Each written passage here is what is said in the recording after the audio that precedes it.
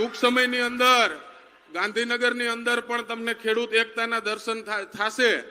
ત્યારે ફરીથી હું એક સૂત્ર સાથે મારી વાત પૂરી કરીશ અને ભાજપના નેતાઓ કાન ખોલીને સાંભળી લે કે અમે અંગ્રેજો સામે નહોતા ઝૂક્યા તો તમારામાં એ તાકાત નથી કે ખેડૂત એકતાને તમે તોડી શકો।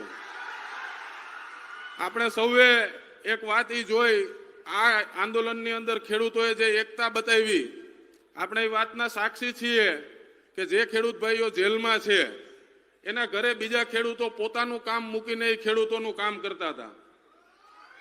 દિવાળીનો પર્વ ગયો ત્યારે પોતાના બાળકોને એમને છોડી અને જે ખેડૂતો જેલમાં છે એમના ઘરે જઈને ખેડૂતોએ દિવાળી મનાવી।